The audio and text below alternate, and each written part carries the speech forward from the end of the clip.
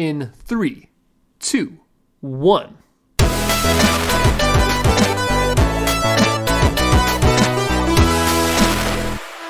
Hello and welcome to another episode of the KD Ratio Podcast. Tonight I am your host Dylan, and with me are William and Kyle.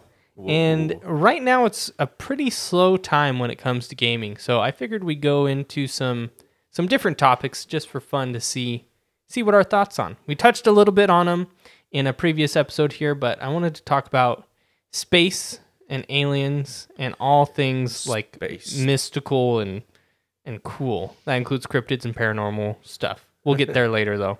Tales of the Mystical. Yes. Or what is it on Hackett's Quarry? Oh.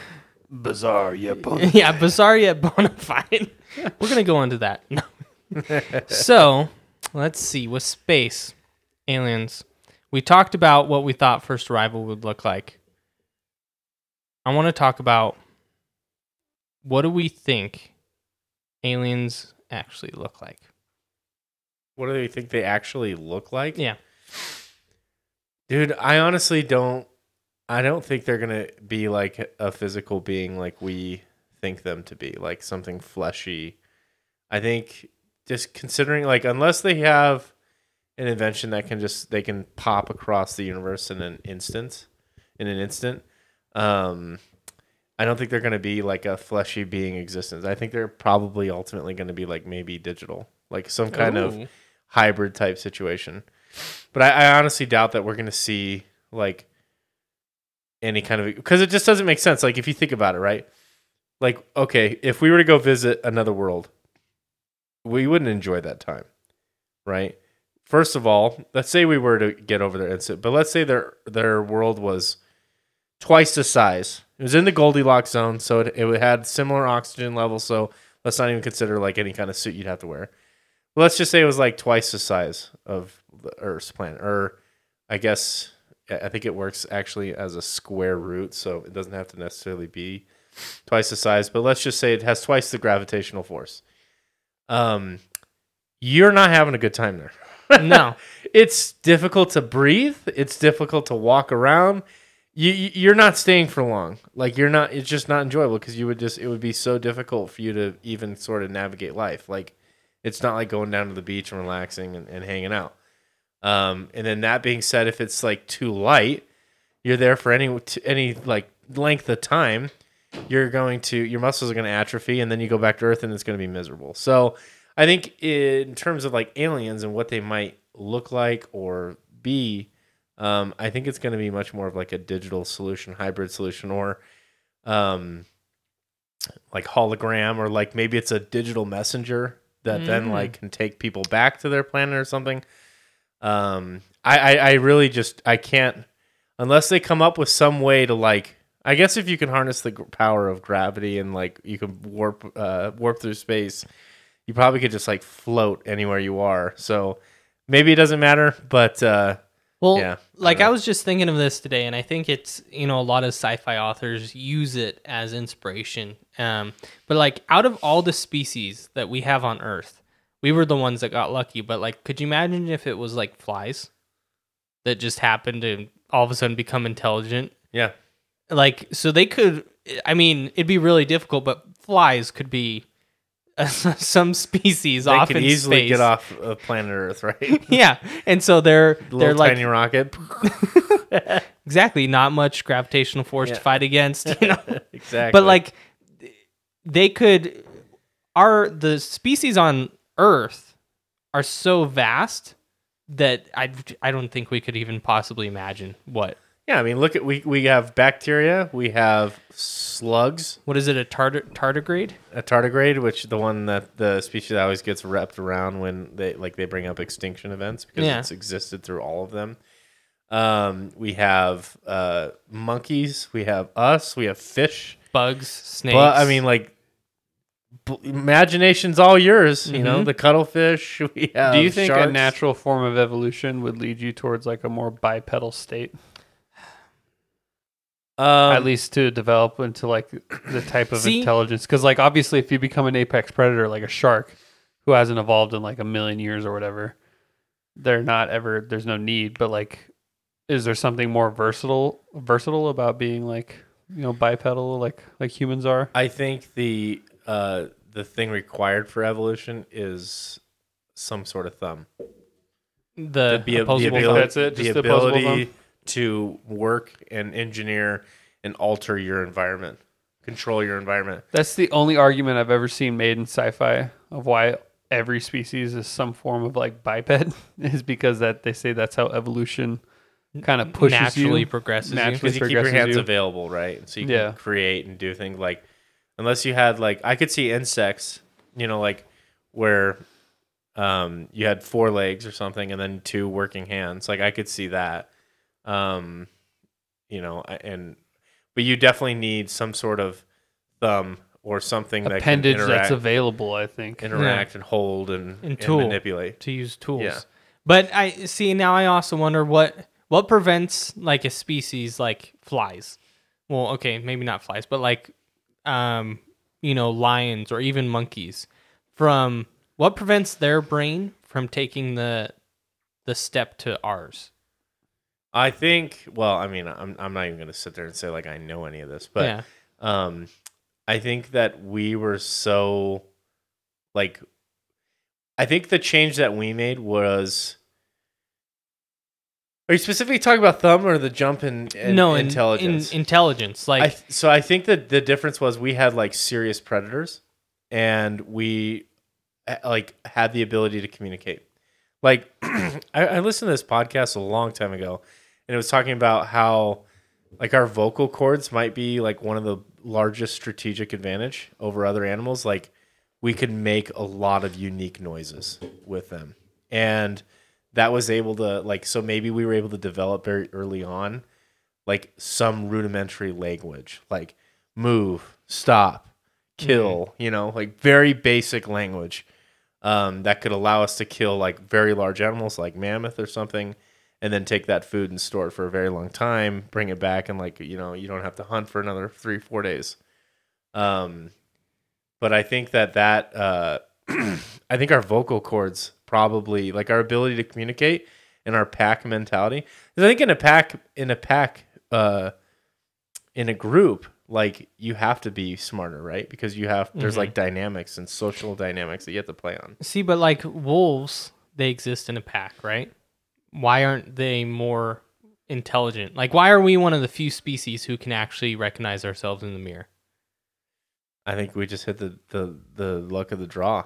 I don't know. I mean, I really just think so like the human brain expanded rapidly, very fast, and it's really not well explained. Because aliens interfered with our evolution. Oh God, you're a believer of that, huh? No, I mean, I think it's a fun thought experiment. I like watching those shows sometimes, especially when they first started coming out, like Ancient Aliens. So you think aliens are just planting life everywhere? What if we are like literally alien genetic type? That'd be cool. We're just avatars, and then they're like, oh, I want to be this guy today. What if they took the DNA of a monkey and they merged it with their own DNA to create humans? Yeah, could be.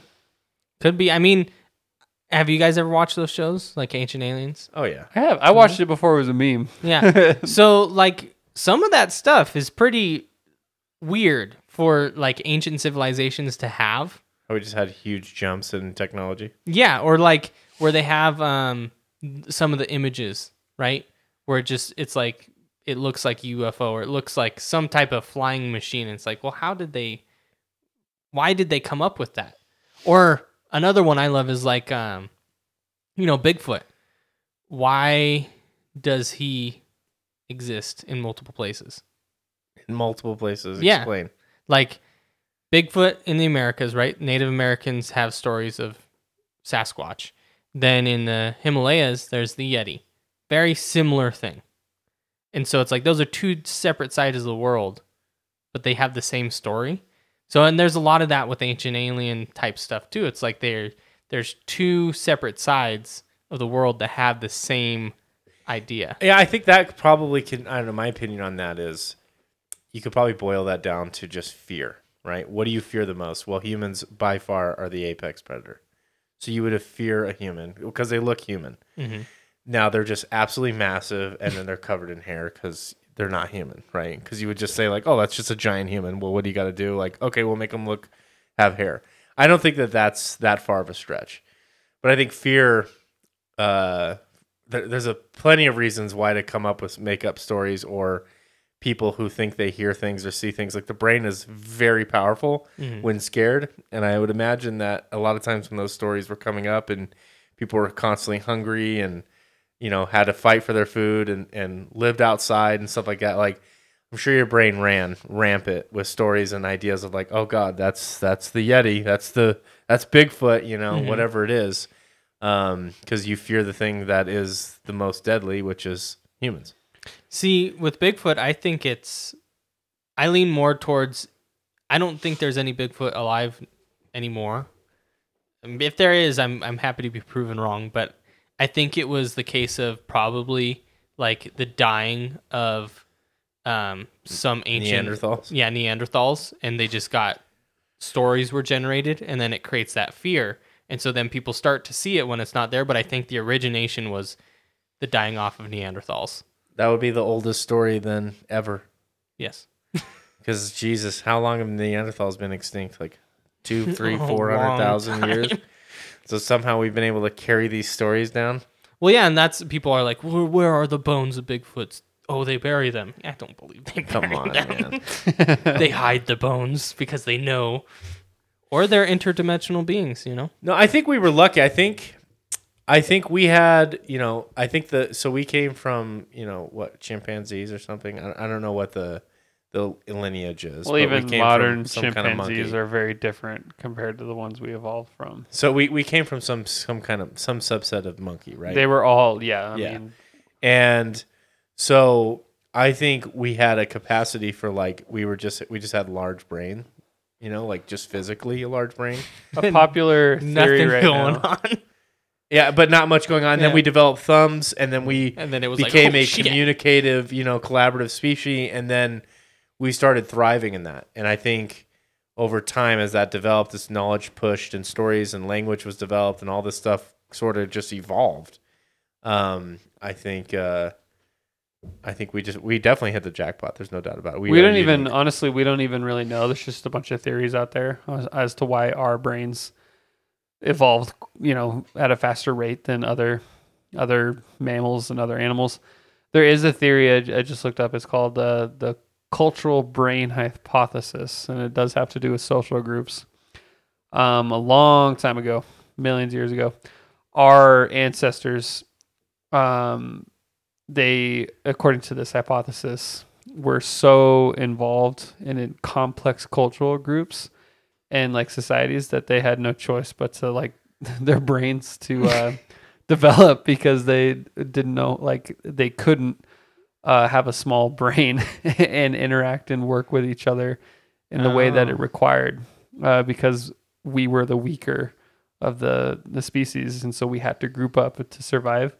So it was a lot more complex than like a typical pack of a wolf. Like everyone started developing their social structures, and everyone started developing specific power jobs structure. And other clans that they had to communicate and trade war with. Dynamics, power. It was not just hierarchies. It wasn't like just like an evolutionary like trait like in wolves where they pack up. It was like you had to be intelligent to understand how it worked, kind of thing. Yeah. So do you think? And we think we talked about it a little bit last time, the great filter hypothesis. Do you think it's thumbs or the brain that's the filter? I think the thumb. Or do you think we haven't hit it yet? The filter for what? For civilizations to become spacefaring. So the hypothesis is that I think it's a little bit of chicken and the egg, right? Like what came first, the brain or the thumb?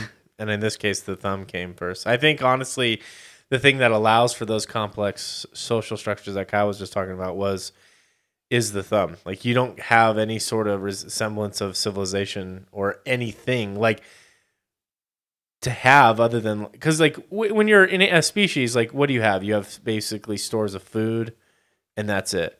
Like, I think there's only like one other species that like wears clothing. Like there's been like orangutans or something. Like like if they have the ability to, like they'll start wearing things to look good. Like, so there's definitely something going on there. But the thumb, I think, allows for creation, allows for tools, allows for wielding things and creating and using it as a tool. But I think that the opposable thumb is probably first. developed after the use of tools because they needed it to operate said tools.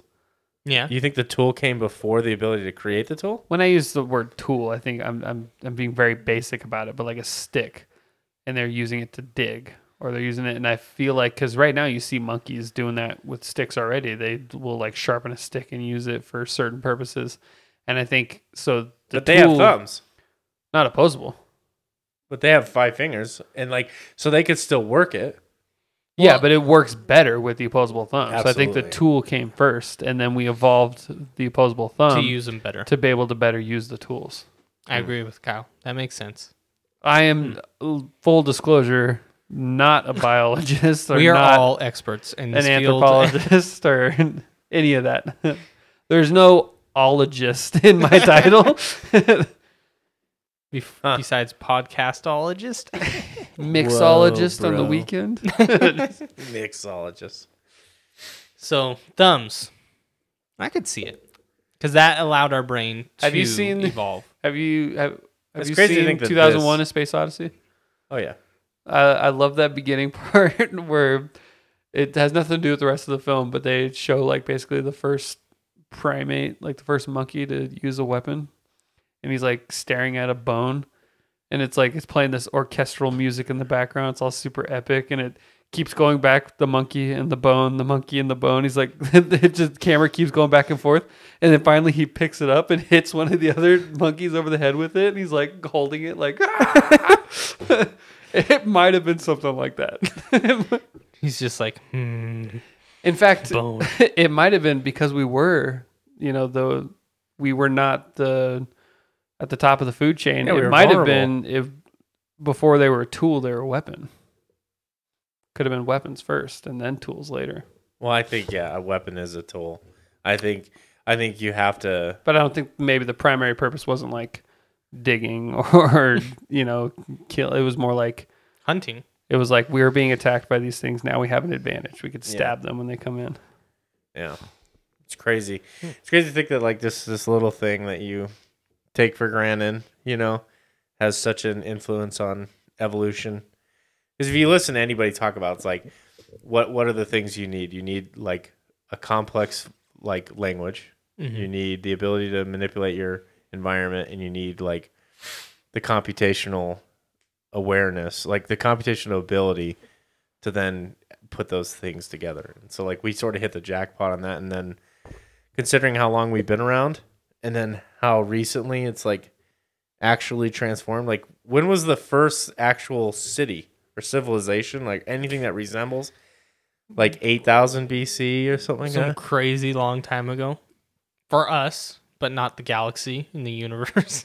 Well, no, I don't even think it's that. I don't think it's that long at all. Like we've been around for hundreds of thousands of years, and then the first civilization was that.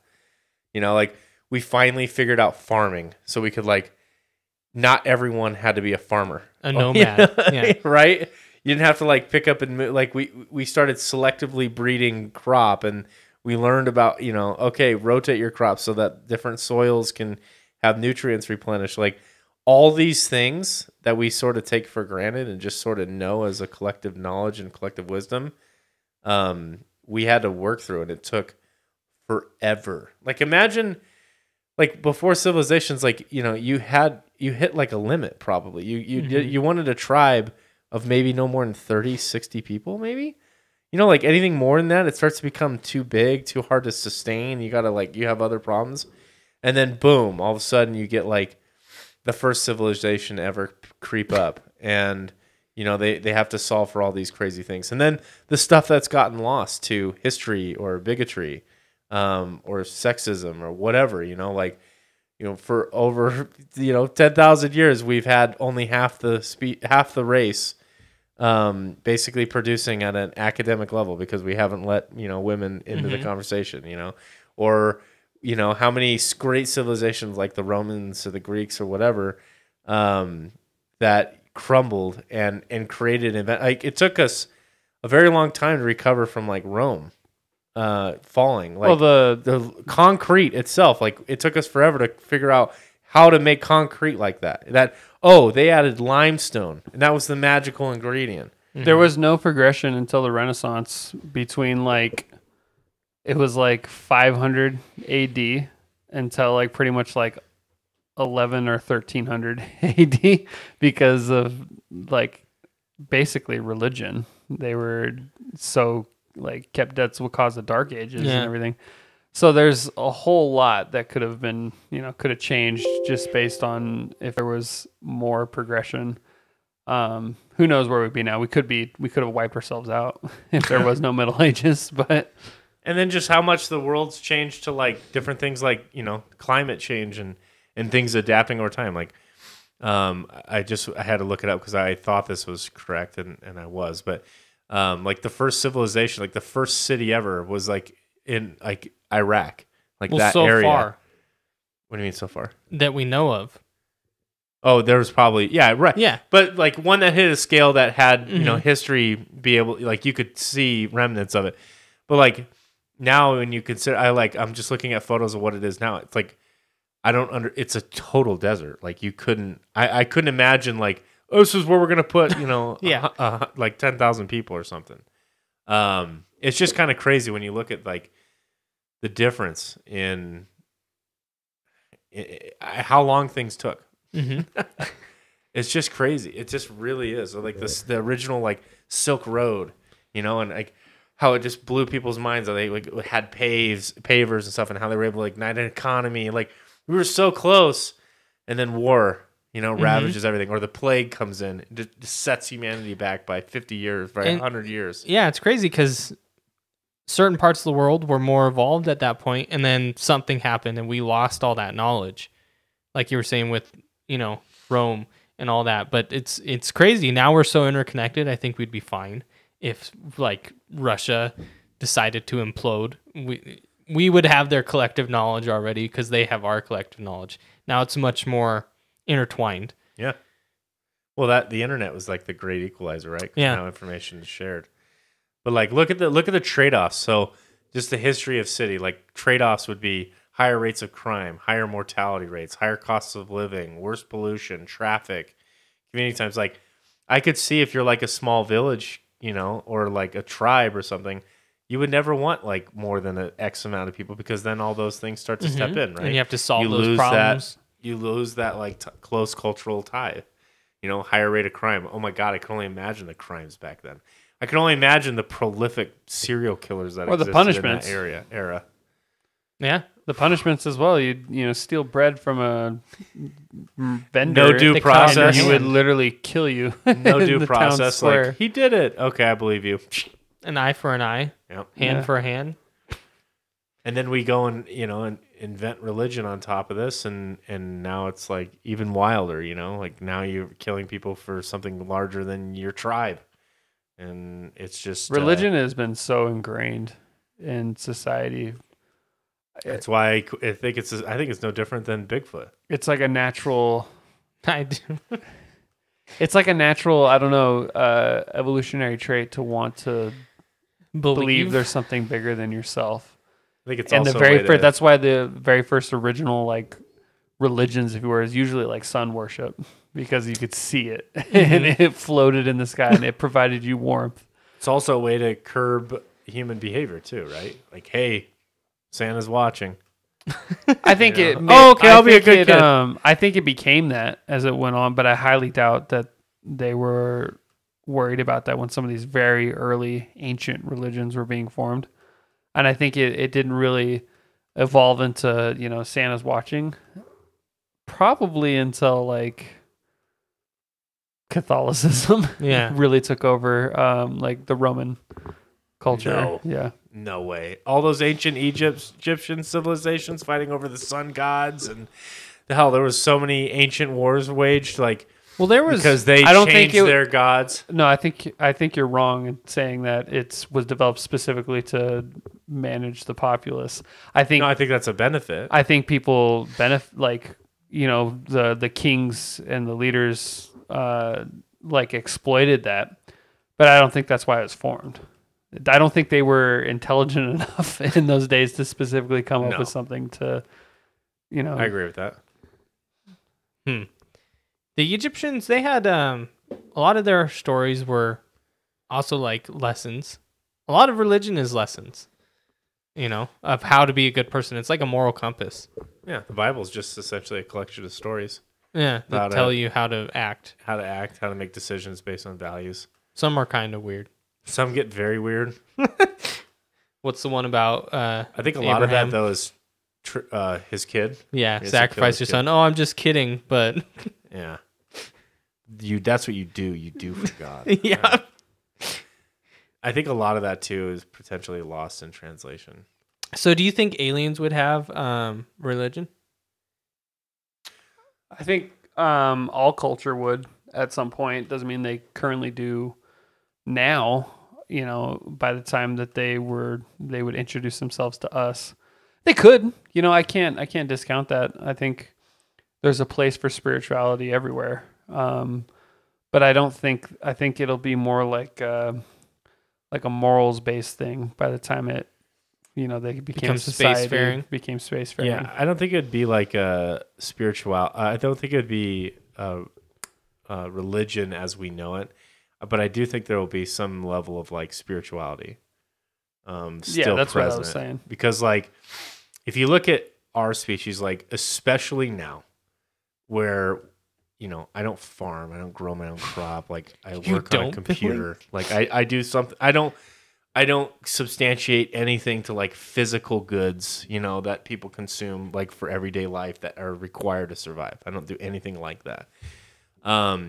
So what is it that, so we develop what? Culture. We develop culture from that. And what comes from culture? It's like art. It's poems and politics and, values and love and passion. And I think that stuff is what comes from that. And I think there's a spirituality to that. And I think like if we stumbled into another, species, some alien, I think there would be like, I think they'd probably be very spiritual and artistic. So I don't think they would be as like logical as we make them out to be. They wouldn't have like a blue Jesus that they worship. No, well, that would be crazy if like they had a copy of the Bible. If they're like, we gave you the Bible. If an alien species came in first contact and they flew in and they presented a copy of the Bible, that would be probably enough to convert me. Yeah. I'd be like, okay. Yeah. That'd be crazy. Story was actually given to you guys as a guide. It started all civilizations everywhere. Oh, you have the King James edition. I have the King Joe. It's like, what? King Joe the Third. I'd be more convinced if they had no record of ever having contact with us. Then obviously at that point it's like, okay. Like, something happened here. So speaking of spiritualism, that or there was some apex species that went and planted it everywhere because they wanted all these planets and societies to be developed in the way that they would benefit or saw fit. Reapers. They're real. Ego, yes. Instead spirituality. Yes. Speaking of spirituality, let's talk about spirits. Whoa. Woo. I want to say one last thing on that though. Yeah. Because like if we were boiled down, like everybody has this idea of like a robot, like pure logic, right? But we don't think of that as human, right? So that would almost be like human plus. That's like a new species. It's something different. It's something not us. And I think we could probably get pretty close to developing like a very, very logical, moral-based AI right now, right? Mm-hmm. Actually, probably pretty simple. But that's not what makes AI like the big challenge that it is, because we try to capture like all the other things, like love, spirituality, passion, all the stuff I just mentioned. Well, yeah, I think that's what makes us human, and I feel like that's what, like, if we were to get onto a computer program, that is what would need to be like on there. Well, yeah, because otherwise you've seen it in countless movies. It's a program, the AI, and because it doesn't have that is why it goes bad, right? Because it can't determine that it just sees a crime and so it punishes rather than what was the reason for the crime. Yeah. You know? And so I do agree. I love that in iRobot, the way he hates robots, Will Smith's character, because he crashed into a river and a robot went in and determined that he had it was higher likelihood, 47% chance of living versus the little girl only had a 15% chance. So he saved him. And like, how do you program that into obviously any human would go for the little girl first. It's like a trolley problem, but any human would go for the little girl first. But how do you put that into a robot or an AI and tell them, yes, it's more logical to save this person, but morality tells us we should save this person. Like that'd be very hard to program effectively. There'd be a lot of weird biases in it, and it'd be difficult.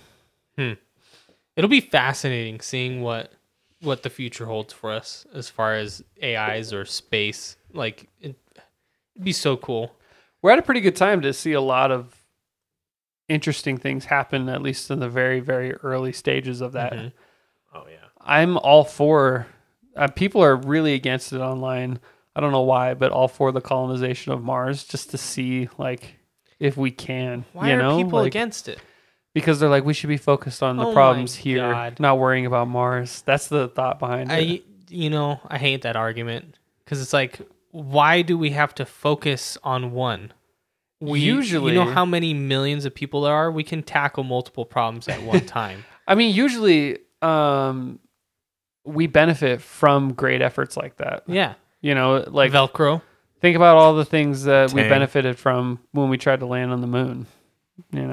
Like there's a really good chance that a lot of things that we use now were developed for a different reason, but then we found the benefit of it for GPS, telecommunications, the fact that your cell phone works, like it's all because of the space program. And so I'm glad. I think I read an article recently that a lot more people are shifting towards space travel again and being okay with it, or like space exploration.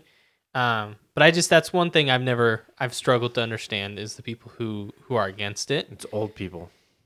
But even then, a lot of young people though too. Actually, and then they die, and then I would say the young people throwing a counter argument to that is because their passion is like the ocean, and it's like, well, why are we spending all that money up there when we haven't even discovered our oceans? And it's like, okay, that's true, but there's exactly what you were saying, Kyle. Like with the problems that you solve, the problems that you have to solve for, make life on Earth like. The sustainability issues that we're going to have to innovate through with like our top engineering minds to make it a 9-month trip to go to Mars could have huge implications. We don't know, but could have huge implications to sustainability here. So this Neil deGrasse Tyson has an awesome idea, quote in one of his, I think it was in the Cosmos or something, but like the first time we did a lap around the moon, we came back around and we took this photo of Earth, kind of coming up on the horizon of the moon. It was like this big, beautiful. It was like the first photo of Earth ever, like in this kind of scale. And like the EPA was invented like the next year. Like it was like, oh, we should take care of this thing, right? Like it just gave us a totally different perspective, mind shift in terms of the things like in our values, and so. The only pushback that I would have on Mars is why Mars? Why not go to the moon? Like all the issues are going to be similar, except you don't have to endure like a 9-month trip. Like you have to have some people sign up. Like you're not coming back from Mars. Like if you go, especially even like probably the first 40 years, let's say, there's not going to be like, return trips. So it's a one-way thing. You can only access it a certain part of the year because that's just how the planets are aligned. I feel like we could have much more success if we did something maybe with the moon. That's a different kind of debate, though. Well, I have heard I'm not going to like, get in front of it though. You know what I mean? Like I'm plans supportive of for a it. moon I love base. it. What? I think there's plans for a moon base. Yeah, but like Very all early. like Elon Musk's sites are completely set for Mars. Yeah, Not at all for, and like NASA's had plans for a moon base and other things. I for remember years. when I was, God, I don't know, like 8 years old. I went to NASA in Houston, and they were talking about a moon base even then, and that was 15, almost 20 years ago. So It's been like 70 years since we landed a dude on the moon. So we would just need Jeff That's not that long, Bezos 50 years. to want to build a base on the moon and it happen. Well, Jeff Bezos already owns a rocket company. It's called Blue Origin. Exactly. So he just needs to want to do that and it'll happen, basically. Well, it's ridiculous that like the wealthiest entrepreneurs in America have to pony up for this expedition. It's like it's become the expedition of the wealthy. Like even submarine expeditions. Like oh my God, I'm gonna have to look this up. James Cameron. James Cameron, but there's another gentleman too. He's like a Frenchman. He's in private equity and he's like a billionaire. But James Cameron, he's the only human like in 50 years to go to the bottom of the Marianas Trench. He built his own thing, research crew, and now he's had a bunch of other people go. But like he had to spend millions of his dollars for research, and now he lends all his equipment out for research. There's this other guy whose goal is to climb. He's been to space. He's been to the Marianas Trench. He's climbed every single tallest peak on every single continent. Like he's like this really cool rad dude, and he does the same kind of thing. He does all for research and stuff, and he wants to go to like the moon and shit like that. But he it's like it's all left in the hands of like the billionaire class, like to do this crazy research. And I feel like there's enough. Like, why aren't there more powerful Kickstarters, or why isn't there like more powerful government funding towards these types of programs? Mm-hmm. I don't really understand. I think that like a lot of the older generation that maybe saw the original space race, and got bored of it and then kind of gave up on it. Like they're slowly dying. And so the younger people who maybe see, hey, because Elon Musk's whole viewpoint on it is we need to diversify our existence because the risks of us living on one planet are far too high. Yeah. That's his whole reasoning. Like, it's go to Mars so that no matter what we do here, we'll still be able to exist as a species. That's a pretty freaking bold claim. Like, that's like a scary reason why to do something, But he's that motivated and it's profitable because I think it has. But I really don't think it's so much as like a young versus old, and like we have to wait for old people to die before like there'll be enough people to like push that. I really think it's more like people are really put off no matter their age, because I see a lot of it from young people too. They're really put off when they see like billionaires doing things because they don't understand so much as to why it's happening. They think it's just like billionaires stroking their ego. They want to prove that they're the next big. They just want to be spend this money to cure world hunger. They see them as just like flag planters. They just want to put them on, like they just want to go somewhere just to prove that they were the first to do it. Mm-hmm. And so that's, regardless of their age, that's putting a lot of people off because they're not seeing the benefits of why this might be important to society, and they're too focused on. Not that that's something we should just ignore, but I think that would be something that would come naturally, like figuring out global warming, figuring out environmental, like that all is like the byproduct of pushing for advancement. Mm-hmm. In something crazy like. But where I would push back on that is like I think younger people are vastly more equipped to like have this globalist perspective that limited resources are limited, and we have like a responsibility. And we have like this globalist in the sense of like we care about this planet, right? Instead of just like American values or even state values or whatever, or like local community.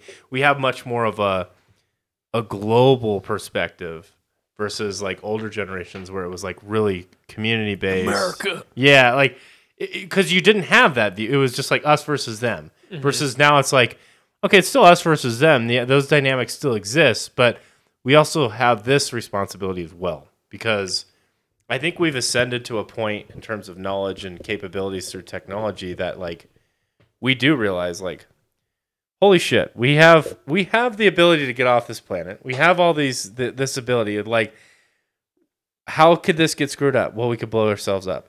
Oh shit. Okay, so there exists that. So we have to be careful of that, and I think that's what people are. I mean, I don't think that's. I know that's how it is true that younger people might be more inclined to think like that. I'm just telling you on what you're actually seeing. Is it's not typically like older generations that are making these arguments.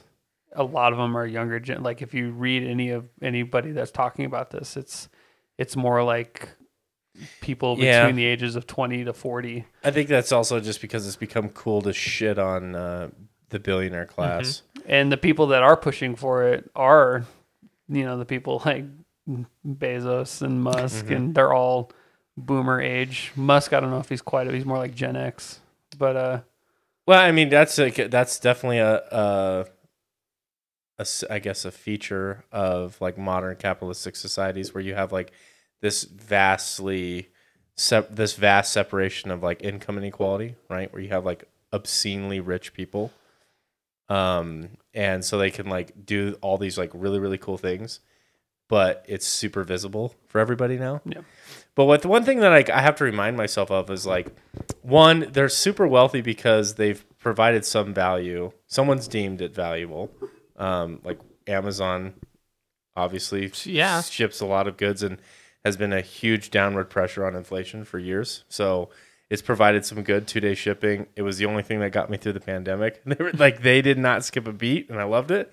So they provided some value to society. Elon Musk has provided value to society through PayPal. I'm not arguing the merits. I know. But what I'm saying is like that has nothing to do with what I was talking about. What I'm building towards is what's cool about today, like because I think because of their actions being so visible, it's easy to hate on, and I think a byproduct of that is like people are just like angry because they see like, oh my God, he's worth $350 billion, whatever. And so they get upset about that. And it's sort of like a political movement to hate on that. But what's really kind of neat to me is for like the first time in really like history, like the uber wealthy people, like the elite class, are generally nerds. Yeah. Like these are all like really geeky, like Jeff Bezos is a total nerd. Bill Gates is a total nerd. Like these guys are all nerds. Like they're tech geeks or like they're goofs, Elon Musk is man, though. Oh goodness gracious. He's a total nerd. And it's like, so they have this like fun with it, and they have like, I don't know, it's not like those war barons, anymore, or like high ranking government officials or monopolistic, guys like Rockefeller, who just like owned 95% of the oil industry, so he was just bonkers rich. Like it's spread out across like all these geeky dudes, and I think they're doing really cool, beneficial things from that. So I have to remind myself that that's cool. Yeah, but like I don't disagree with anything you just said. I just think you're drifting away from my point, which was it's not an older generation that's keeping us from doing these things, because a lot of the resistance is from the younger people themselves. Yeah, I was just speaking to why that resistance is against that class of people. Yeah, no, and I'm talking about your first thing is you said it that the younger people, and so your counter argument had nothing to do with what I was talking about, which I agreed totally with what you said, and I think that's why it's happening. But it's also that is usually the younger generation that's fighting that, and so like if anything, you just supported what I was saying. Is a lot of the resistance is from the younger people because of how they feel about the wealthy. So would you guys sign up to go to Mars? No. If you could... Not in its current state. No? If I got a family now. Take your family with you? No, I wouldn't subject my wife to that. No? Okay. I wouldn't want to travel in a little time capsule with my wife for 9 months. She'd be bitching about the Wi-Fi service and how no way. Plus, I don't even think I'm talented enough to go there. Like, we need to send incredibly talented polymaths over there that have 8 skill sets at an extreme level that can then go innovate, create, build, and are willing to take risk. I have none of those skills. We could be the moral support. From here, yeah, sure. It would not, there'd be not anything in my lifetime that would convince me to think it would be safe for me to go over there. Doesn't mean I don't want to see it happen, but I'm not nearly intelligent enough, and I'm not nearly like brave enough to separate myself from everything I've ever known and loved. I want to see it happen, but I'm just not, I'm not the guy. I've thought about it. I kind of say I would, but I'd say as I get older, that changes. Back when I was younger, I was like, heck yeah. Yeah, I think I would be too, but then I also have to think about it realistically and what would I provide? Yeah. What kind of benefit would they have by me being there? I'd be jokes and I'd have a podcast on Mars. Guys, there we go. They might have scientists. The first episode engineers. Of the KD ratio from Mars.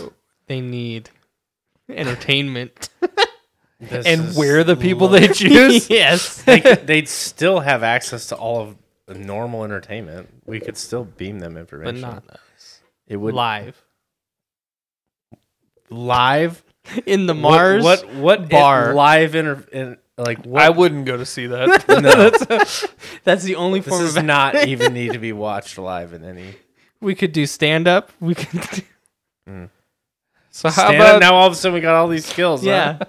Yes. Magic shows? That's what I'm saying. You need to have polymaths. We would be jesters. You need a dude who's like addicted to like cocaine, mechanical engineering, who also writes jokes on the side or like plays the piano. Like those people exist. Yes. Damn. That's not me. Not me either. You ever play an instrument? I played trumpet in middle school. Okay, so no. No. I'm just kidding.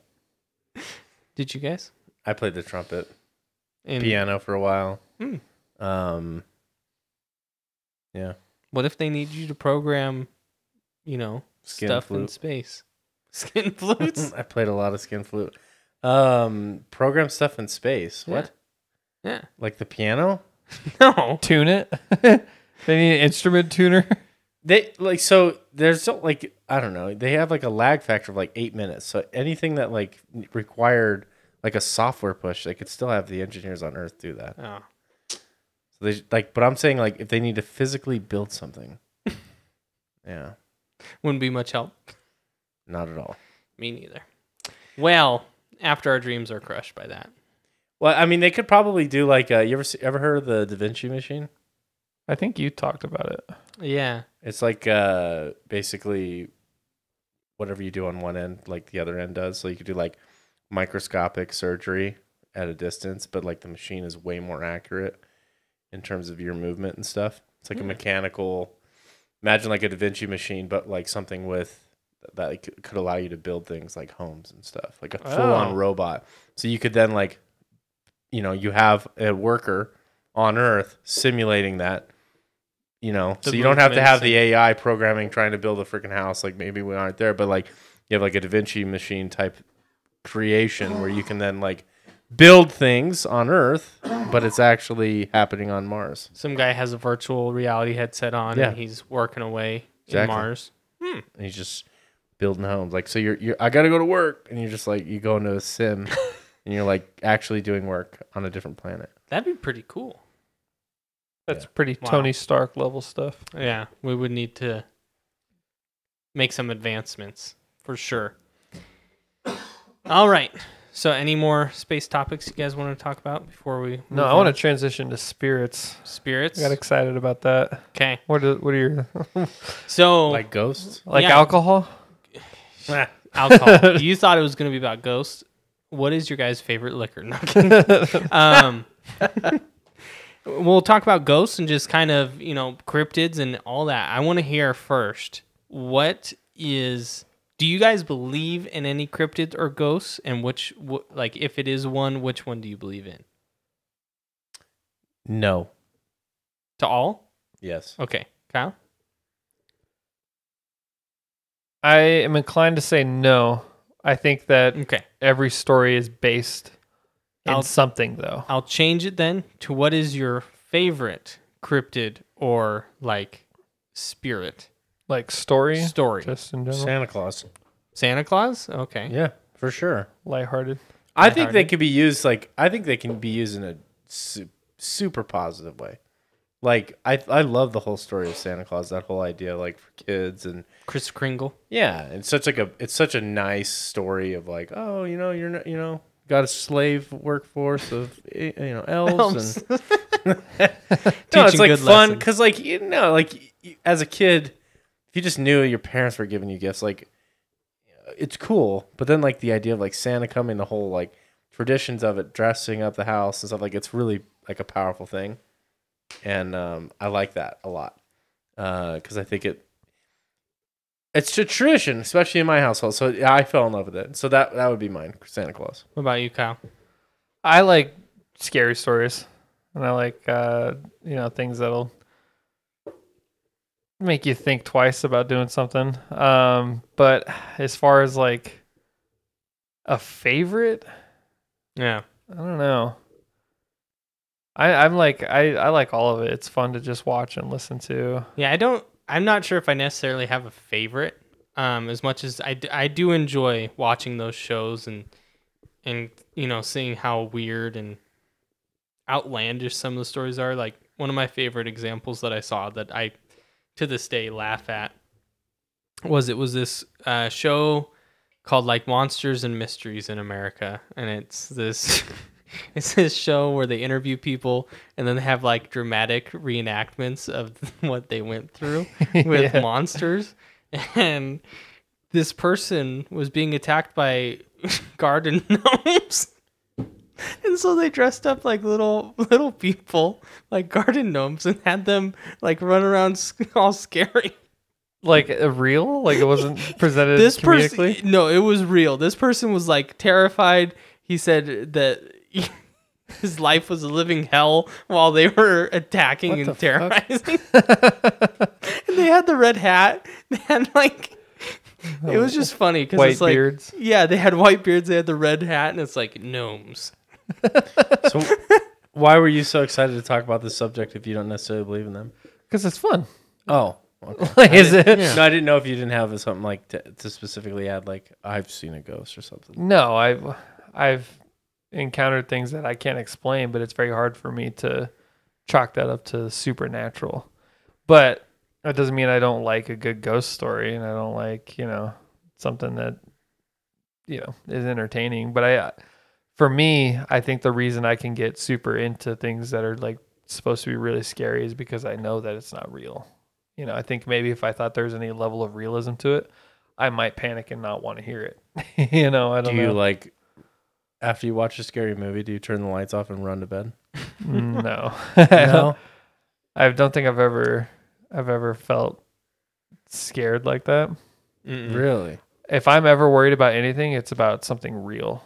Like, see, that's why with horror movies, even when I was young, I was more susceptible to like monster horror movies than serial killer. To this day, I don't like to watch those ones, the serial killer or like real horror movies, just because I have much more enjoyment out of something I know is fake than something that I know could happen. I don't know. I'm able to fantasize and go into the fantasy more. I get that for sure. Like, I don't like... Well, I can't say that either because I love me a good serial killer documentary. But I feel like that's different than... Because the documentary, you're hearing about history, right? You're hearing about something that actually did happen, whereas a movie, it's kind of like... I don't know. It feels different to me. So how do you feel about a movie like Silence of the Lambs? That one I might be fine with just because it's older. I tend to like older horror movies too, like 80s. Yeah, it's like suspense. Yeah. But like the one movie recently that I watched, or not recently. Like one movie that I remember that was I didn't like was like The Collector, Oh yeah. and it's just I don't know. It's something about that idea of a guy going in and like collecting you, and then I don't know. It just You know what scene it's not fun. from the Hannibal Lecter series that really fucked me up, and I saw it when I was young, and I couldn't stop thinking about it forever, and it like really disturbed me. Was in one of them, I forget which one it is. Hannibal Lecter like kidnaps this guy who's like kind of a dick. He's a cop, and he kind of deserved it, but not really. You know what I mean? And he like drugs him up. He opens up his skull and like takes little slivers of his brain and like cooks it. And he's like cutting it up. And then there's one part where he like slices it up, puts it on like the plate, and then like feeds it to him. So the guy's like eating his own brain. And he's like, oh, that's good, because he's all drugged up. He doesn't realize what's happening. That scene like fucked me up when I was a kid. It like disturbed me to no end. And he's like played by Ray Liotta, the cop that's like eating his own brain. Like, and that disturbed me and scared me more than any like monster movie ever could. Yeah. What are your thoughts, Billy's? Billy's. Yeah, I think I get weirded out by weird things. Like, you want to know the scariest game I ever played? The only game that I've ever had nightmares from? What? Like Civilization 3. Why? What? Dude, I don't know. Like, to You this don't day, know? I saw an ad for it, and it freaked me out, bro. It literally did. What happened in that game? Nothing scary. Wait, what are your nightmares about, though? That my civilization's crumbling, and like these guys are like coming down to So your take on my OCD shit. is what it is? Dude, it's I remember I stayed a night at a friend's house, and I had to be driven home in the middle of the night. It's the only time I ever had a panic attack. And that not a panic attack, but like I was freaking out as like a 5th grader. And Kyle remembers this because I couldn't stay the night at friends' houses for like 2 years. Yeah. Because I was so scared. One time I Because of Civilization stayed the night 3? at his house 3 houses down. I had to leave at like 6 a.m. to come home because I was so panicked. Of Civilization 3. Yeah, or one of those types of games where you like basically have AI working. There's nothing scary, but like I just The there thought was of not something being able about to control. there was just All this the pressure. idea. No, I don't even know if it was that. It was just like hordes of armies like coming in, destroying my shit, and I don't have the resources to fight it. Huh. And like I don't know, man. It like deep in my brain. I just literally like 3 days ago saw an ad on YouTube, and I saw him interacting because it's the same interaction shit. Just looks better now because it's like, what is it, Civ 7 now or whatever. And I saw that, and I'm like, like it just weighed on me. I'm like, oh my god, it's still in there somewhere. What? That doesn't even make sense. But something clicked. I don't know what it was. It probably was just like at a fear stage as a kid. You know, you're going through whatever emotionally or physically, whatever. But I can't, like, for whatever reason. But I've always been that, like, the things that are like weirdly, like the clown mask, and he's like running around a fucking circus, stabbing, shanking people. Like, that's so stupid to me. But like like Silence of the Lambs doesn't bother me like at all in terms of like affecting me. But it's like I can walk away from that and go, holy shit, that's spooky, you know. But you know, if I watch like Lord of the Rings all in the dark for, you know, and I do like my marathons that I usually do for 12, 14 hours, extended edition runs, you know, if I go to bed and turn off like I kind of skip to bed, I'm like, oh, is there an orc around here trying to take me to Mordor? I don't know. It's just different thing. I think it's the setting, the music, whatever. But I can get so immersed into what I'm watching that my brain goes, it's in here with you. I think a part of it actually has to do more. The reason I can watch something and then like not be freaked out, and I could be in the house completely in the dark by myself or whatever, is usually, I think it's because of my ADD. Like I will literally watch something, I'm like, oh my god, that was amazing, and then like I'll get completely distracted after the movie's over, and I'll totally forget about it, and so I won't even be thinking about it.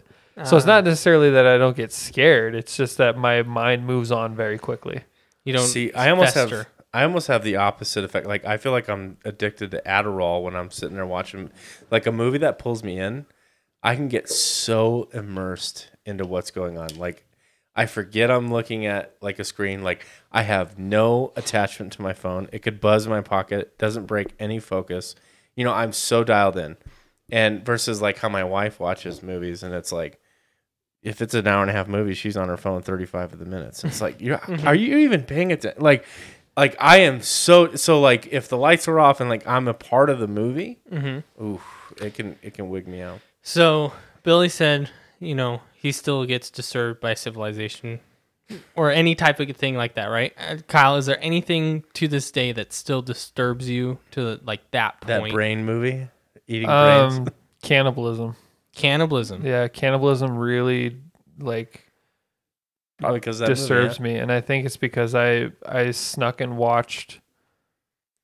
And I love Silence of the Lambs. Don't get me wrong. I think it's a fantastic film. And the other ones are okay, but they got kind of worse and worse as it went on. But I think it's because I snuck and watched that when I was a little kid. And so cannibalism to this day, I can't handle like there's like that one movie that Eli Roth did where like this tribe of cannibalistic people like start eating everyone. It's like that is the only thing that'll really like get me, I think, is that. The one thing for me that, and I don't know why, it's any type of rape. Well, yeah, I mean it's not like that's like, fun to watch. Well, but that like it disturbs me to the point to where it sticks in my head, and like I can't not think about it, and I just sit there and it festers, and I hate it. But like you said, there's movies where I love the movie itself, but that specific scene, like Snow Creek, or what's that movie with Jeremy Renner? Yeah, I know what you're talking Wind about. Creek, Wild whatever Creek, something. Yeah. Something. But in that movie, there's a rape scene, and that stuck with me for like a good 2 weeks. Like if I wasn't thinking about anything, it would slowly creep its way into my mind, and I was like, "Fuck, I hate this." And so it's weird how each of us has like something, and it sticks with you weirdly. Mm-hmm. You guys ever seen the Gone Girl movies? Yes. Movies? Is there just the one? I thought it's just the one. Well, it's because there's With 3 Ben books. Affleck? Yeah. They never went back and finished them? No. Because she's like she gets with him again at the end. Well, yeah. Right? Because she black. See, but I like that movie. I didn't think that. Yeah, but that woman scares the shit out of me. Yeah, she's intense. I never saw it. Oh, never? No. Oh, You should man. watch it. It's so good. It's good, and it's like I think at the time I was like, Tyler Perry, Ben Affleck, like, is this really something that's gonna be that good? And it got great reviews. But I know what you're talking about because, like, in that movie, she rapes herself. Mm-hmm. What? The bottle? Dude, I can't fucking handle it, man. Because, like, oh God, it's so bad. Like, Another one for me was 13 Reasons Why. That one. Oh, I know what you're talking about. I never watched that series, but I only ever saw that one scene. You only saw that Yeah, one because scene? a coworker showed it to me, and I was like, why would you show me that? What's wrong with you? 13 Reasons Why? Yeah. I can't. It's been so long since I watched it. I don't remember what my thoughts were on it. I remember being dissatisfied with it by the end, and I didn't watch season 2. The first season I felt satisfied with that one. Then I watched the second season and the third season, and it kind of it lost me in the third season. But second season wasn't even that good. I was just like invested in knowing how the story would turn out. You know what's crazy about that? When I was, I don't know, a freshman in college, I was in a creative writing class. Mm-hmm. And this was before that show had even come out. This was a while ago.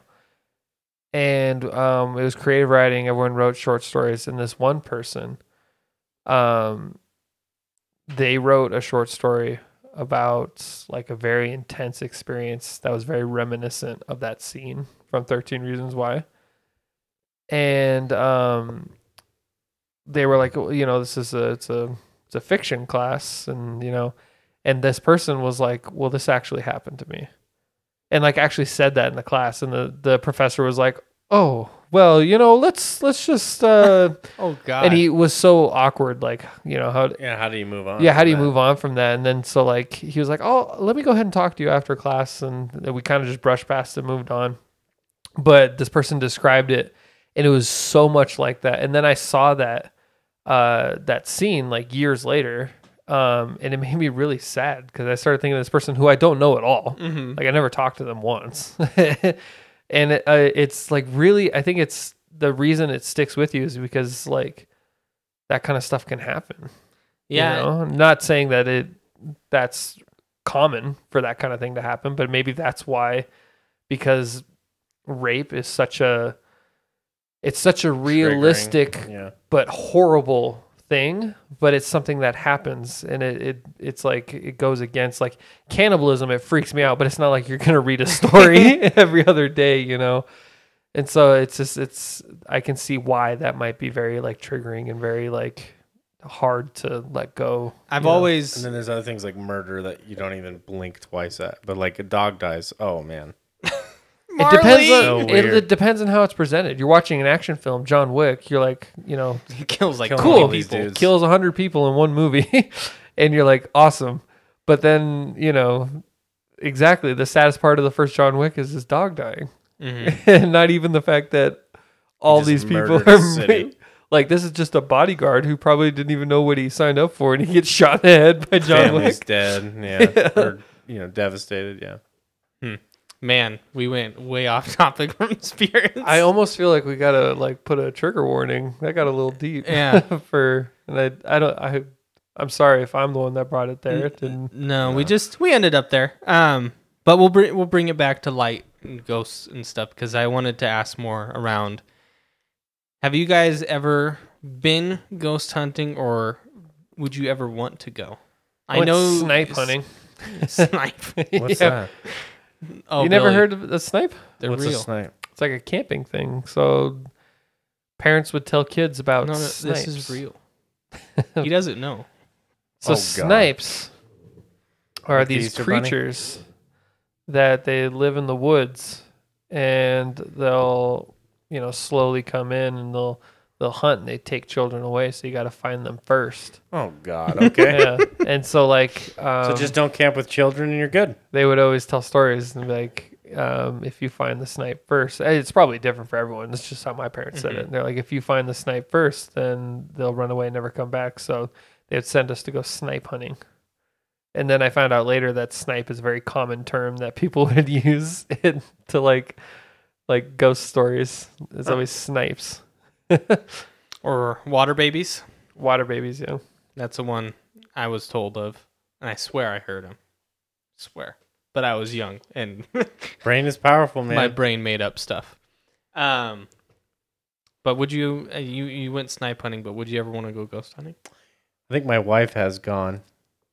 I know my dad and brother have gone, and they got like, there's people like up there with like full on equipment and doing it, and like, oh, look at this gauge and this reading. And I've done haunted house like tours and stuff like that, like, and I stayed on the, what's it called, the Queen Mary, which is the Titanic sister ship, and that's supposed to be haunted as well. And I don't know, my wife swears she sees things, and I never do.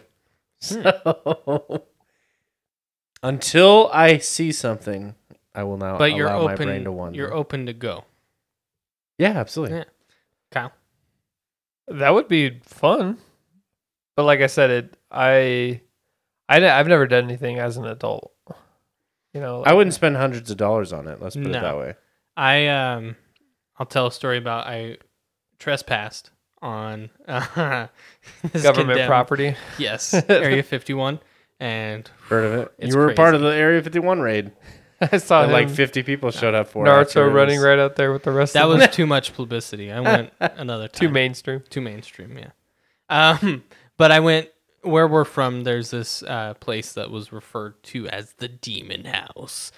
It was just a piece of property that was abandoned in the middle of this field, and I mean, it's not abandoned. People own it. I'm not sure who, but somebody like, it was illegal, no trespassing sign, so you couldn't go over there. Well, I snuck in there with a couple friends, and it was definitely weird. And I think a lot of it I play up to your brain heightened tricks. state. But I do have to say, I mean, I'm probably the least. I'm still skeptic, but I'm probably the least skeptic out of you two here. That there was a definite feeling change. So the whole story, right? So we stop. It's the middle of the night. Sneak in, right? There's an old building, and then there's a newer building. Okay, so there's like one that's made out of rock, like that's been cement. They've plastered it together for the walls, and it's a lot older than the property that's to the side of it, which is an actual house that people lived in. And so we're in the Boulder house, or the older house. It felt normal, right? Like it didn't feel weird or anything. It just felt like an old house. Felt like I was in a ghost town. Like, it's old. We went into the other house now. That actually felt different. Like it felt creepy, but there was no reason why. It just felt colder, first off, which could have been that better insulation or something keeps the cold air inside, but it felt colder and it felt more creepy. And then to add on to that, after the fact, we walk around and it feels a little heavier. We see the remnants of like a pentagram on the floor with a bone bones in the middle. And so we got out of there after that. I was like, no, I'm not messing with this. And so we left, but it definitely felt there was a physical difference that I could feel in between and before I even found the pentagram. Before then, What would freak me out about the pentagram? Not the supernatural of it, but the fact that means that there's a crazy person probably nearby. mm-hmm. You don't know what they're gonna do. So it was me, another guy that's around my age, and then a younger kid. He's a teenager, and it was a 2-story building. He wanted to go upstairs. We did not let him go upstairs because, no. I was like, if there is some crazy homeless person in here, I do not want to wake them up and deal with that. I was like, upstairs is no. No. So, no way. Yeah, and he because the bottom stairs, it was pretty open, so we could all see each other. We could all, but the upstairs, I was like, nope, don't separate yourself from us. But yeah, I mean, I don't know. I've gone a few times. I went to the ghost town that we have near us, and I have another story from there. I got touched by a ghost prostitute. Oh, how did it feel? It was. Did you have to pay? Yes. It was 2 pennies. Was it a time thing or a per service? Why are ghosts always in abandoned places or rundown places or really remote? Why don't we see them in banks, walking down the street, in movie theaters? Why? I heard a ghost story once. And does everything become a ghost? That's the question. No, it depends on how they were killed. Or if they have unfinished business. I did hear a ghost story once, actually, because I work at a bank, and there was a story of there was a teller that got killed due to a robbery, and her spirit supposedly possessed the branch. So whenever some weird thing, like something would fall or something, it was the ghost of this girl that supposedly got killed at the branch. That's actually really sad. I don't think anyone ever died at that branch. I think someone just made that up. I don't think, and then it stuck. Certainly not in my lifetime. Maybe 40 years ago, 50. The branch I'm talking about was open in the 50s. So, yeah. So quite a bit of history. But we should think about doing when it comes time October, do one of those ghost tours, just for fun. We'll bring the ladies. Yeah. And I mean, and they'll swear they see something. yeah, I took a picture of a ghost pug.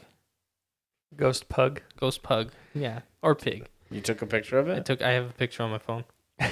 Like you could see it in it? Yeah, you can see a ghost pug. Huh? I'm serious. You have the first evidence of a ghost ever, and you've... It's a pug. No, what it is it's the handle on a window that's the light is hitting a certain way, but man, that shadow looks like a pug. Wow. And I love to show people it because it's pretty funny. Did you hear the story of Patsy Ann when you were in Juneau? It's not a scary story. It was actually a really cool story. Mm-mm. So there was this dog in the like 20s and 30s that was adopted by some dentist in Juneau. And the dog kept running away, and it didn't really, the owner was like, okay, I don't want to take care of you anymore. You're too much of a nuisance. So the dog went to the docks where all the dock workers were, and they like slowly adopted the dog. And then the dog just became like a dog about town. Everybody like took care of the dog, and they would always feed the dog. And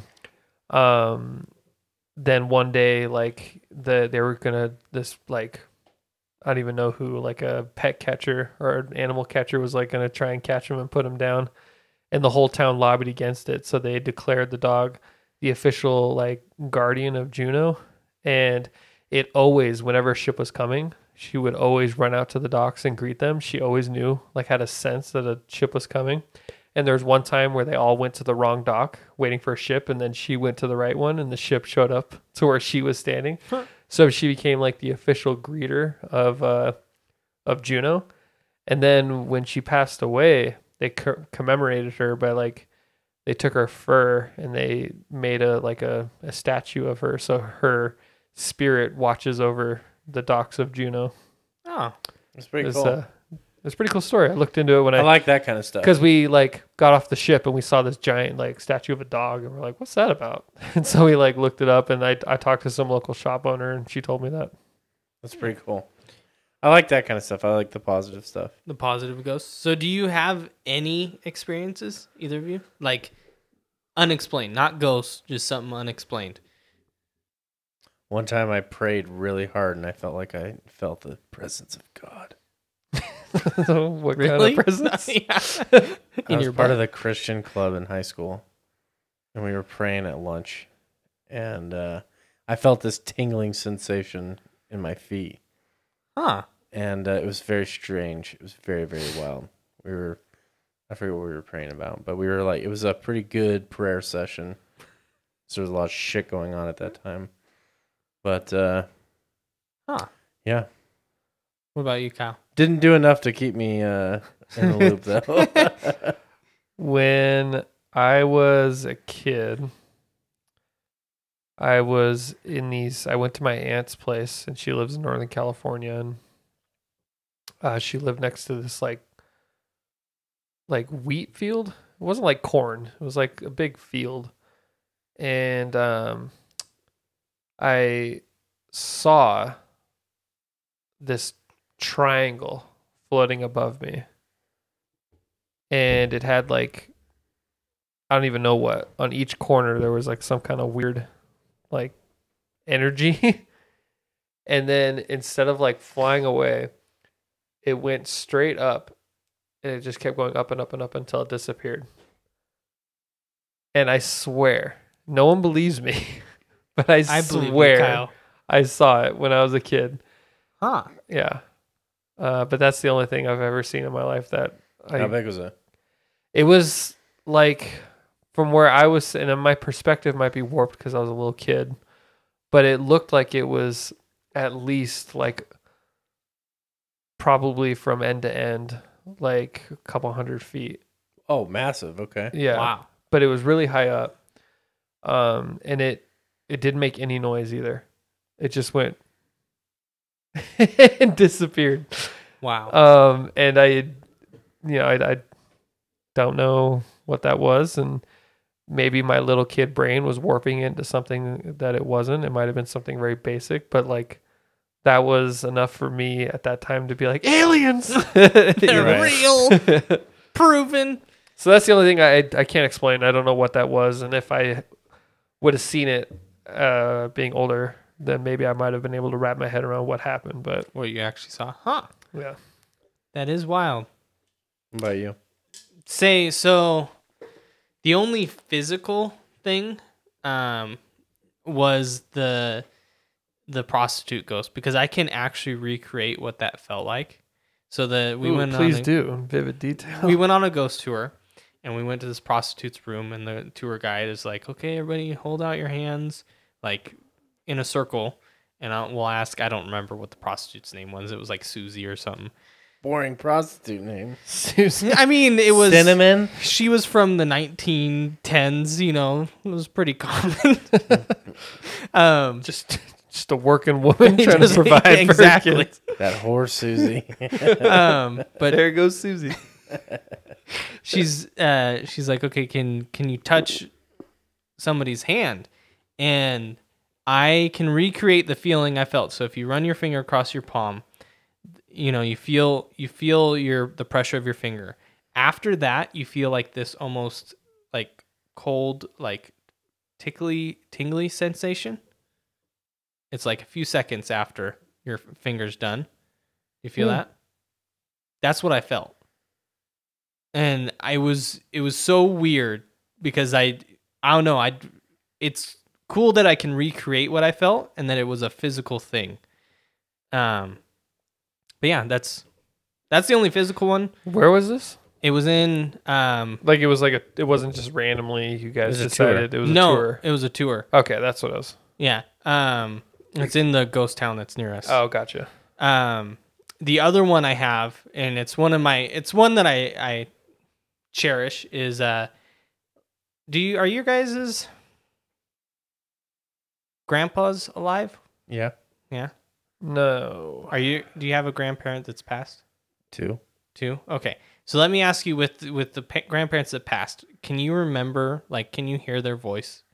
Like, do you remember what their accent, their talk was? My grandpa on my mom's side, very vividly, yes. Very vividly? Uh-huh. So Vaguely for me. okay. So I'm kind of with Billy. I know he had an accent, and I can kind of hear it. My grandpa, he was Swiss, and he had a very heavy Swiss accent. And he passed when I was pretty young, but I did Swiss wrestling one year, and I did really good. It surprised me too. And I just remember the day after I, did the Swiss wrestling and I won, and I was taking a shower, and clear as day in the shower, I heard my grandpa's accent and voice say, "Good job." And it was weird because I can't recall his voice that well to mimic that. Huh. And so I really cherish that one because it was so weird that I can't do it normally. Like, it would make sense if I can just do it normally and my imagination came up with it, but it was his accent down to a T. Yeah, my grandpa, I don't remember my grandpa's voice on my dad's side. He passed away when I was pretty young. Mm-hmm. But my grandpa, he had a very distinct, almost John Wayne-like voice that I feel like would be undeniable if I were to hear that. I was also used to him like yelling a lot. He just had a very loud voice. I remember when he'd want me to do something for him, like, "Hey, car!" I'd be like, "What, Grandpa?" And like, "Why don't you go on in there and give me a cookie or something?" I'm like, "Grandpa, you have diabetes. What your mother don't know won't kill her. Give me a cookie." So let me ask you, we're going to move on now. Still in the spiritual aspect. What do you guys think of past lives? Like reincarnation? Or just like... I mean, you can include reincarnation, but just like, how people claim that they had like a past life. And that's what a deja vu is. Yeah. But, yeah. That's what some people say. Mm-hmm.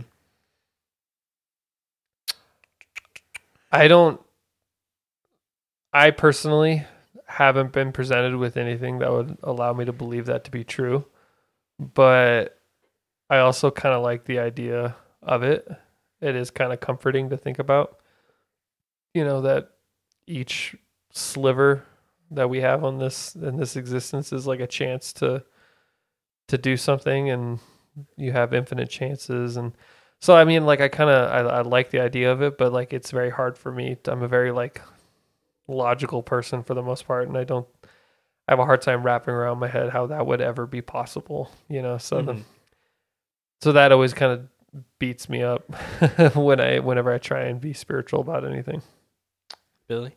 Yeah, I feel like reincarnation, it's an interesting concept, right? Like you have this idea that like you have your existence is important because it's going to judge basically your next life, right? So instead of this idea of going to heaven, you live in perpetuity.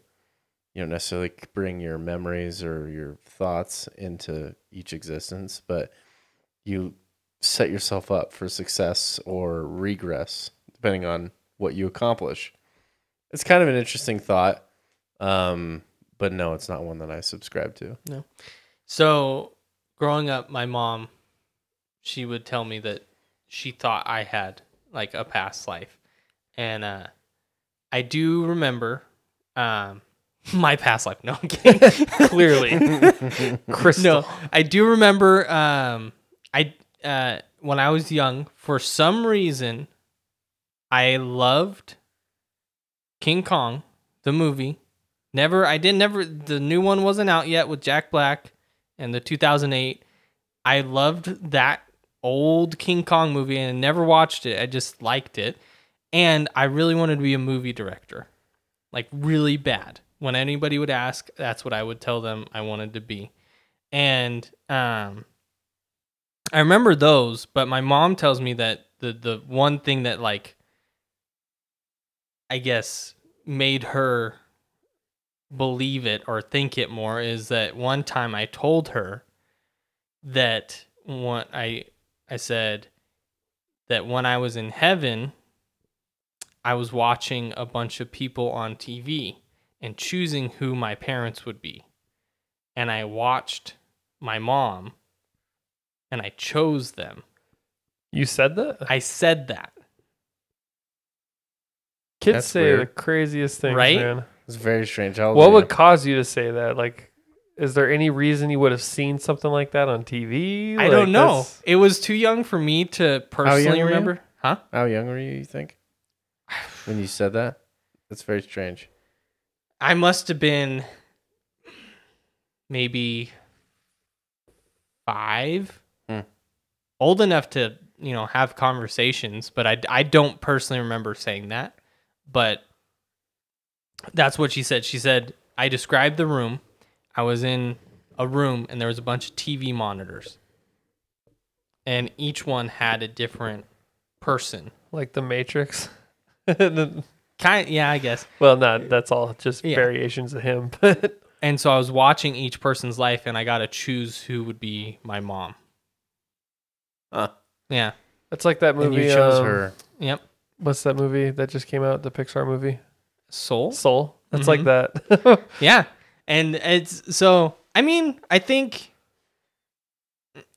same with all the other ghost stuff and all that. It's a cool idea.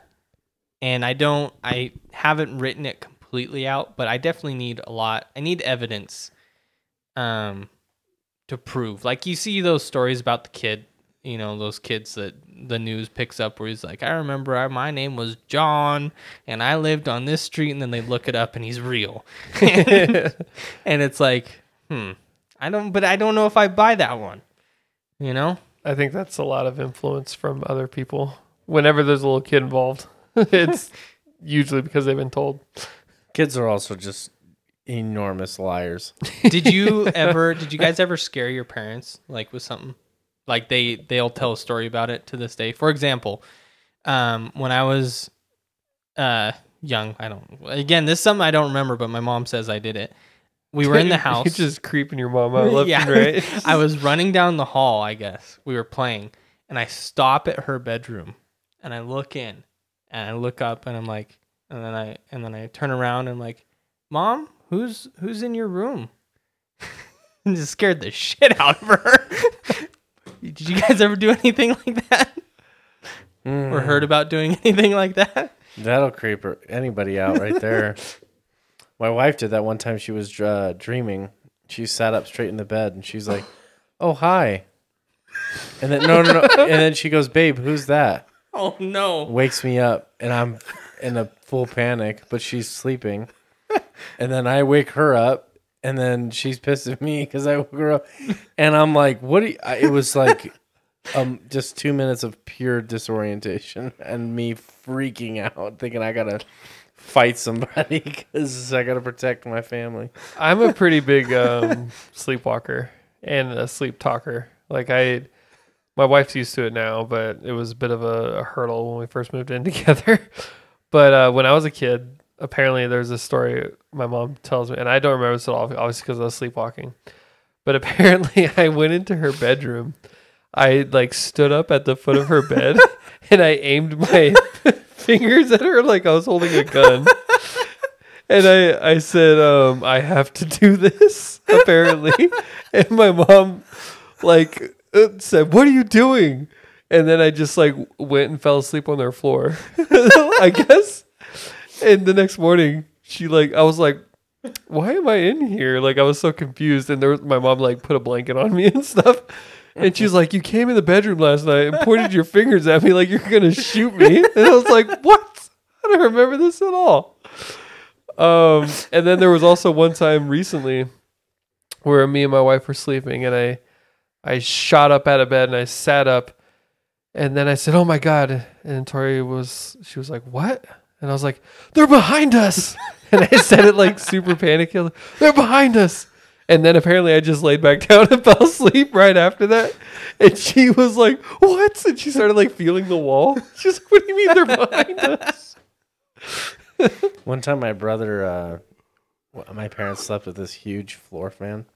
One time my brother, because he sleepwalks, I never did. He walked into their room and unzipped his pants and started peeing into the floor fan. And it was like just spraying everywhere around the room. My dad had to like run out of the bed and like tackle my brother to wake him up and stop pissing all over the floor. I was in your brother's bedroom once sleeping, and I was sleepwalking, and apparently I woke up, I was sleeping, and I started like shuffling through. He had this like DVD bookshelf, case, and I started like shuffling through everything, and I threw it on the floor, and I was moving around, and he's like, "Kyle, what are you doing?" And then apparently I dropped to the floor and started crawling. And he was like, "I can still see you." And I was like, "Oh, okay." And then I laid in bed. I have no recollection of that at all. Oh, or boy. the time when I fired your cannon or catapult that you had made. In the room. William had a catapult in his room that he made for like physics class or something. And it was dry. There's nothing in it. And apparently I got up and I just like cranked it and launched it. And it was super loud. It was like, gong! And I just went back to sleep. Again, no recollection. And then that morning they're like, "What the fuck were you doing?" You think they would have known by then, Oh, that's Well, just I mean, Kyle. we even definitely if you got used to know, it. it's still like surprising. We definitely finally got used to it. Yeah, for sure.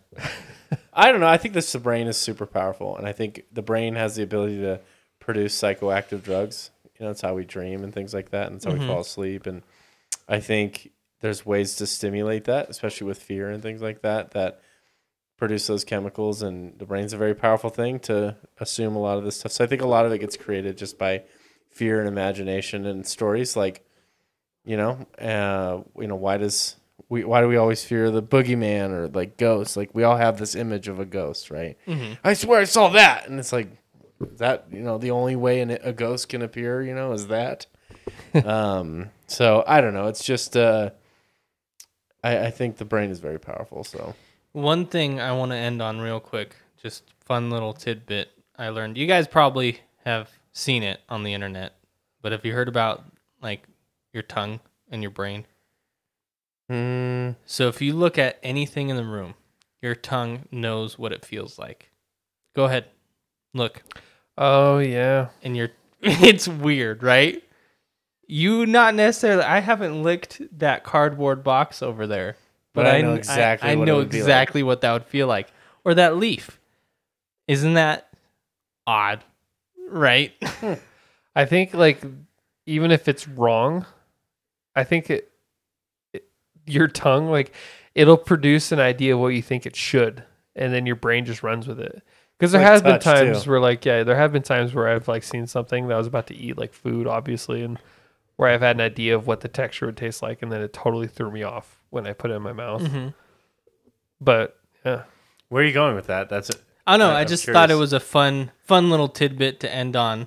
Of That like look yeah. around your room and imagine what it would feel like with your tongue, and you'll know. oh, I have a few ideas of what I can imagine. I'm just kidding. I can even imagine the taste. I Yeah? think I can Like imagine. that I can cardboard, imagine. The I know taste of that exactly cardboard. what that Like- cardboard's gonna taste like think of the I probably TV put screen, cardboard I've in my definitely mouth put at some cardboard point. in my mouth. What? licking the TV screen. I know what that would taste I've like. probably definitely licked Like, something like I'm that looking too. at like the metal handles on the doors and stuff like that. I know exactly what that would taste Mhm. like. The blinds, the rope. Mm-hmm. Oh yeah. That can. That book, the pages of that book. How'd it taste? Tasted just like a can. Whoa. Wow, crazy. Well, Where can we find? Can they find us? where can we find Where us? can who Where find? one of us? One We- of us. We can find ourselves inside our minds. Mystical. Yes. But they can find us on Instagram, Twitter, TikTok, Twitter, and We haven't under, done anything on TikTok yet, so don't jump in there thinking there's gonna be a huge vault of. you guys are missing content. out on so much content on TikTok. It's crazy. We're dropping videos every second, every minute, every day. No, I think we it's aren't. fair to say if you keep scrolling through TikTok, at some point you will find us. Yes, we are so flooded. Eventually. But you can find us on all those platforms under KD Ratio Podcast, where we'll put regular updates on Instagram and Twitter, as well as just some random memes or funny thoughts we have. And then with that, remember, guys, with a good KD, you get the wheeze. What? The wheeze.